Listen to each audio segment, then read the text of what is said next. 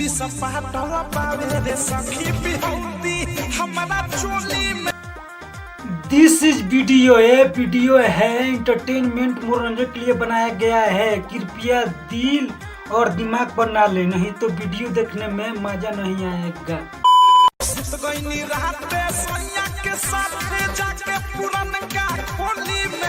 ओकरा बाद का भइल तनी बताइबू। पूरी सपाटल पावे रे सखी ए सखी तारा कट्टी में उरिस पाटल बा बिहौती हमारा चोली में। सखी तारा बिहौती चोली में उरिस पाटल बा। कोरा में कस के बम हंस के माजा खूबे उठैले रे। ए भौजी उहे माजा थोड़ी खाली उठैले बारन, तेहू तो माजा उठैले बारी, ते झूठ बोला तारी। पूरी सपाटल पावे रे सखी बिहौती हमारा चोली में। का कलुओ भौजी ना सुनाई देलक ह, एक बेर औरी कहबू। पूरी सपाटल पावे रे सखी बिहौती हमारा चोली में। खाली तेरा चोलिए में उड़ीस पाटल बा, ढोड़िए के नीचे के सामान में उड़ीस नहीं का पाटल।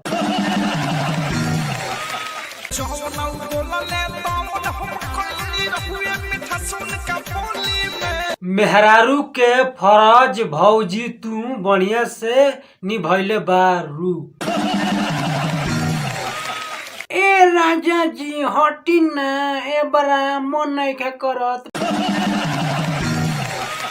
पूरी सपाटल पावे रे सखी बिहौती हमारा चोली में। ई गाना अवधेश प्रेमी भैया के अच्छा बा, बढ़िया बा। जब तक भोजपुरी गाना में लहंगा चोली के नाम ना लेवल जाला तब तक भोजपुरी गाना हिट ना होला। ई का करता रहो अवधेश भैया।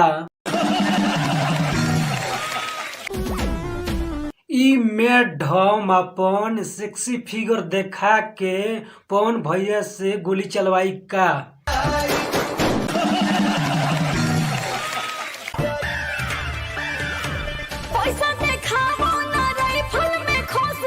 पैसा देखाओ ना राइफल में खोस के। ए मैडम तू अपन चोली के सामान रख तोप के।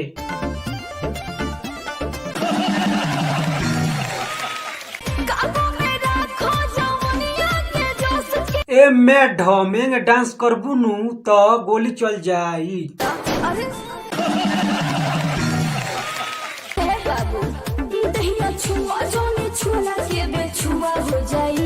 ए मैडम ते बहुत बोल लेली, ते अपन भैया के बोले दे। अरे तो सुन कहा बोला। अरे आज पूरा करके जाई अपन मोर औरी कुछ बोला भैया। धान भाले दुआ हो जाई। जियो पवन भैया तू तो हिला के रख देल। ऐसे देखई बुझे हमारा ब्रिज के धा दे हम गीज के चोली के चीज के। अरे के बचो तुमी। तोरी मां ये हवन पावर स्टार पवन सिंह भोजपुरी के शेर।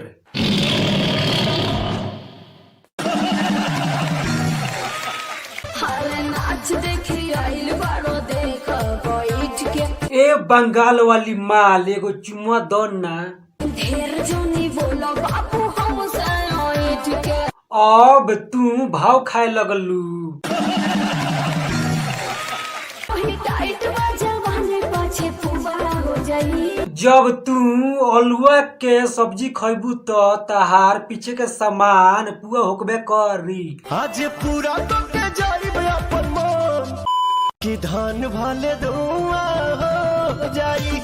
ई पवन भैया के ऑर्केस्ट्रा सॉन्ग बहुत बढ़िया बा। वीडियो पसंद आई है तो subscribe, like, share and comment करें। फिर मिलेंगे नेक्स्ट वीडियो में। बाय। टाइट बाजा वाले पाछे फुबारा हो जाई।